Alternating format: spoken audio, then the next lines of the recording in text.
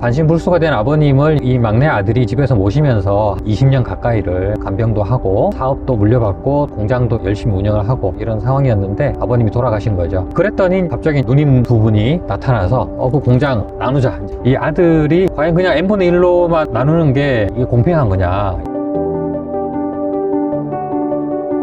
안녕하세요. 푸르른 날 채널의 최동훈 변호사입니다. 오늘은 상속과 관련해서 얘기를 나눠볼 텐데요. 여러 가지 쟁점 중에 오늘은 기여분이라는 제도에 대해서 자세히 알아볼까 합니다. 블로그 사례 간단히 좀 부탁드립니다. 여느 가정과 마찬가지로 이제 아버지가 돌아가셔서 자녀들 사이에 이제 상속 분쟁이 생긴 사례인데요. 아버지가 공장을 운영하셨어요. 그리고 자녀가 이제 총 3명이 있었는데 위에 누나가 2명이 있고 막내가 이제 아들. 그런데 이제 아버지는 내심 아들이 공장을 좀 물려받았으면 좋겠다, 가업을 이었으면 좋겠다라는 생각이 있어서 이제 막내 아들한테 와서 일을 배워라 라고 이제 얘기를 했는데, 아들은 그게 이제 좀 싫었던 거죠. 자기가 하고 싶은 일이 따로 있었기 때문에 광고, 홍보 이런 일을 이제 하고 싶었기 때문에 독립을 했습니다.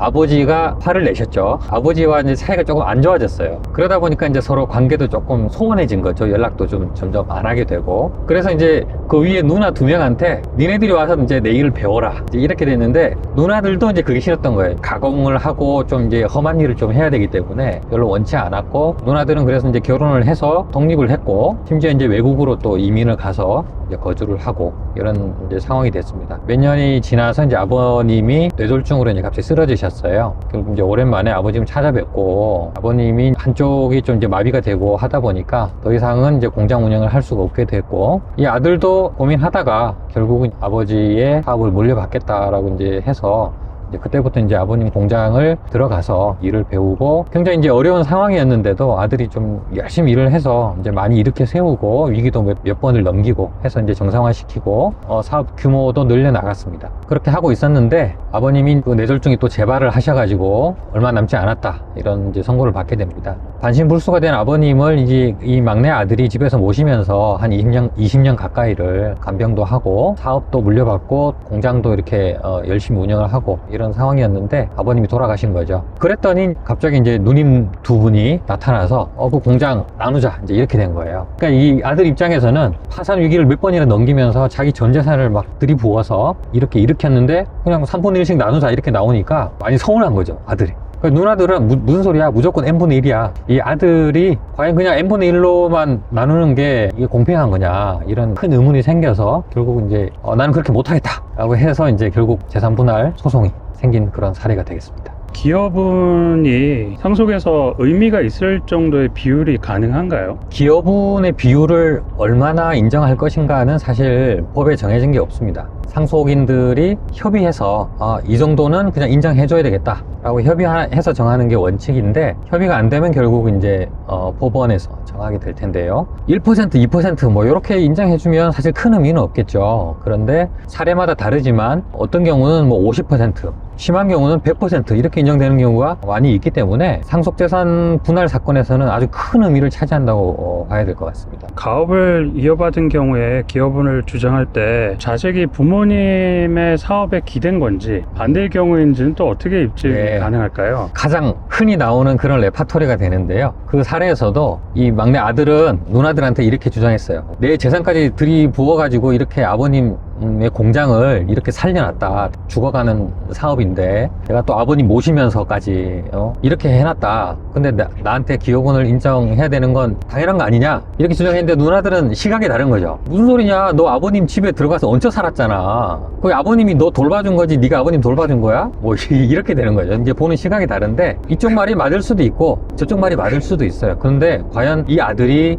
아버님을 모신 거냐, 아니면 아버님한테 얹혀서 산 거냐, 그거는 이제 사실 판단의 문제겠죠. 이렇게 형제 간에 공동 상속인 간에 의견 일치가 되지 않으면 결국은 이제 법정에서 이걸 가릴 수밖에 없는데요. 누구 말이 맞는지는 정황 증거들을 보고 판사님이 판단하게 되겠죠.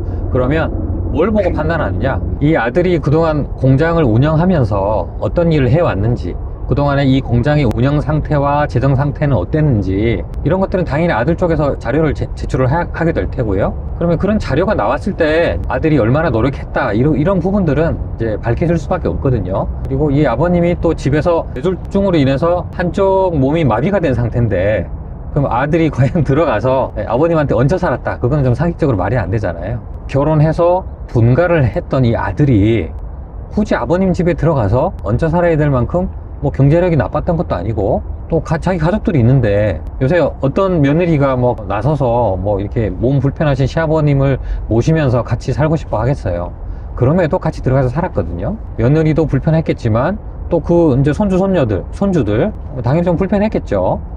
같은 이제 집에 불편하신 할아버지 모시고 살면서 그런 것들을 다 고려한다면 누가 모신 건지 그런 것들은 이제 다 밝혀지게 될 거예요. 그래서 한쪽 입장에서만 이렇게 판단할 게 아니라 여러 가지 나온 모든 이제 자료들을 다 조사해보고 결국은 이제 진실에 가까운 그런 판단이 내려지게 될 겁니다. 재산 형성에 기여한다는 게 좀 생소한 표현인데요. 좀 설명 네. 부탁드립니다. 이 기여분이라는 게 크게 두 가지 측면에서 이제 기여를 인정을 하고 있거든요. 첫 번째는 간병, 뭐 동거 이런 걸 하면서 특별히 부양을 한 경우가 되겠고, 두 번째는 재산의 유지나 증가에 특별히 기여를 한 경우.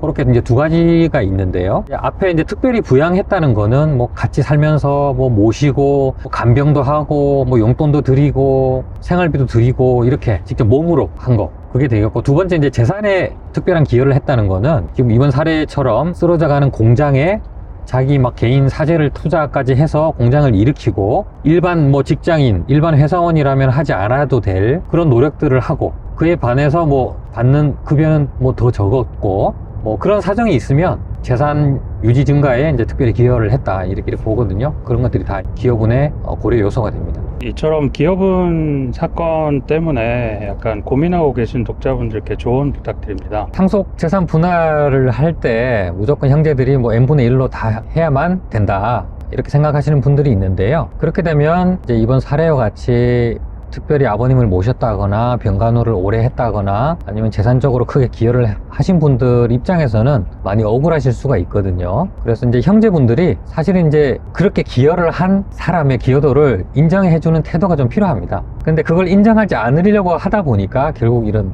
다툼이 생기고 결국은 사건이 법정까지 갈 수밖에 없거든요. 그래서 우선 우리 법에서도 기여분을 정할 때 공동상속인들이 협의로 먼저 정해라, 이렇게 하고 있기 때문에 원만하게 협의로 일단 해결하려는 의지가 필요하고요. 양보하려는 생각이 좀 필요하겠죠. 욕심은 또 화를 부르거든요. 과도한 욕심을 부리다 보면 결국은 이제 이 사건이 법정 다툼으로까지 이어지고 결국 형제들 간에 이제 의가 상하고 이제 앞으로 뭐 연락도 하지 않는 그런 상황에까지 이르게 되거든요. 그게 과연 돌아가신 분의 의사에 맞느냐, 그런 것들을 한번 좀 고려를 하셔서 무조건 이제 소송으로 가기보다는 형제들 간에 좀 잘 협의를 해서 먼저 해결을 하려는 그런 의사가 좀 필요한 것 같습니다. 기여분을 형제들끼리 사이좋게 잘 합의가 됐다면 법원에서는 그 비율을 인정해 주는 건가요? 형제들 간에 협의가 되면 사건은 법원으로 갈 일이 없습니다.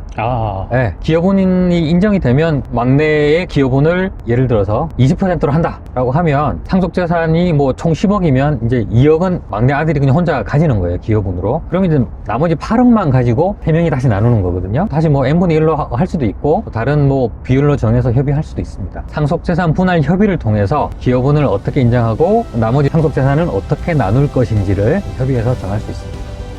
네. 오늘은 상속재산 분할과 기여분에 대해서 얘기를 나눠봤습니다. 비슷한 어려움에 빠지신 분들한테 조금이나마 도움이 되셨으면 좋겠습니다.